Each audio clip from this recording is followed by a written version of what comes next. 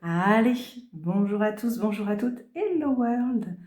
Donc nous revoici pour notre dernier tirage de la nouvelle lune en date. Désolée, un petit peu de retard, mais j'ai été préoccupée par certaines choses et du coup la date m'est un petit peu sortie de la tête. Ce que je peux vous en dire spontanément, c'est il y a une sorte de double courant qui s'opposent un petit peu, donc une lune pas forcément très simple à vivre. On a d'un côté un courant qui va plutôt nous emmener vers des projets, vers de la construction, vers de la mise en forme, et de l'autre, une forme de nostalgie qui va plutôt nous freiner. Donc le tout va être de composer avec ces deux énergies-là pour arriver quand même, essayons d'avancer et d'aller de l'avant. Voilà. Alors, on va voir ce que nous dit en premier. Donc, la carte, hop. Voilà. Donc, on a l'absence.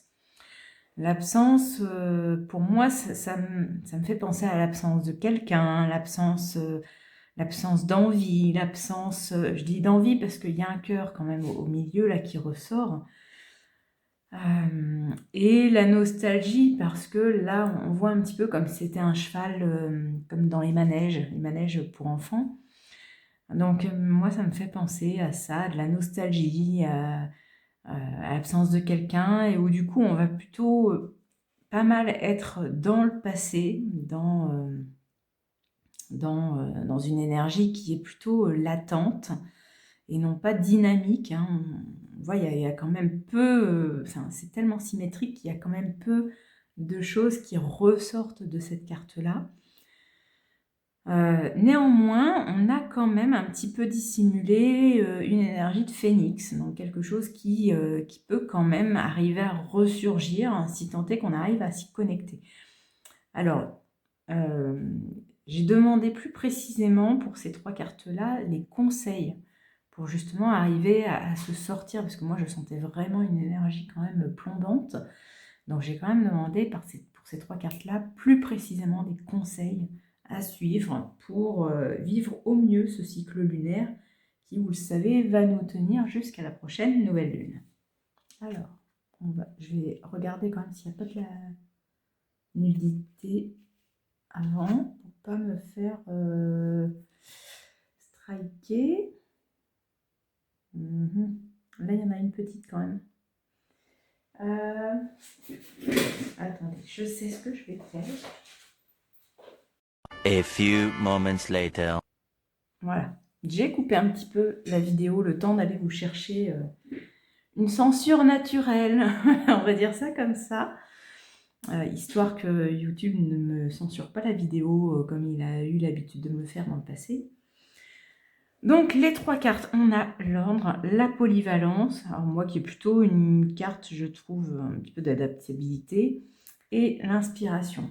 Donc les conseils, concrètement, ça va être quoi? Vous le savez, hein, il n'y a pas de thématique précise, c'est d'ordre général, donc après, adaptez ce tirage au domaine qui vous correspond le plus, que ce soit professionnel, sentimental, relationnel, etc., financier.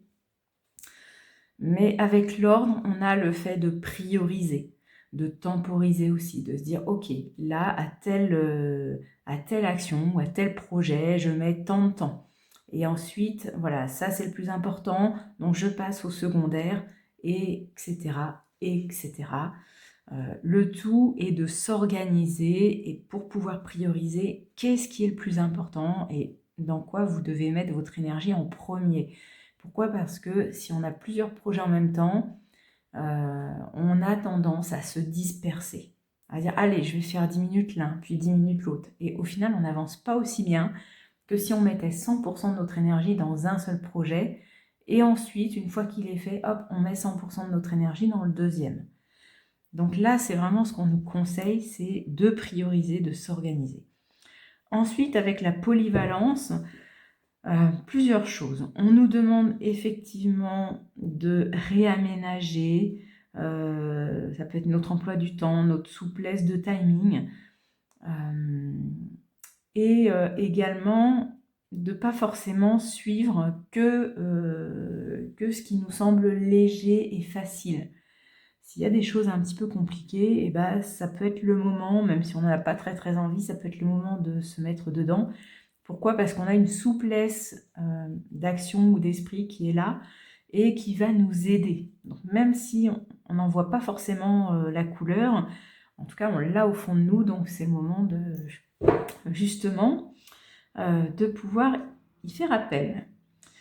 La troisième carte, donc la carte de l'inspiration, c'est un conseil pour trouver un peu sa motivation, son leitmotiv pour pouvoir avancer, c'est de se dire ok, même si là je fais des choses qui ne sont pas forcément hyper agréables, bah, ça va me dégager du temps et de l'énergie pour pouvoir ensuite faire quelque chose qui m'anime complètement.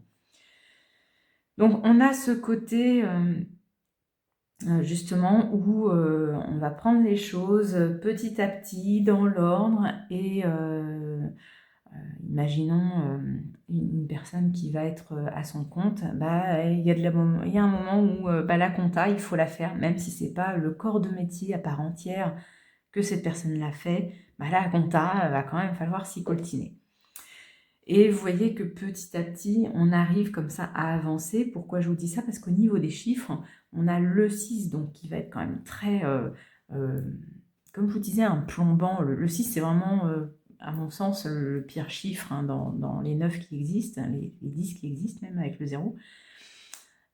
Donc le 6, on a une énergie qui est plutôt lourde, pas agréable. Après, elle se divise en deux, c'est-à-dire qu'on a déjà la partie la plus lourde qui est passée, on n'a plus qu'un 3, donc ça peut amener aussi à de la collaboration.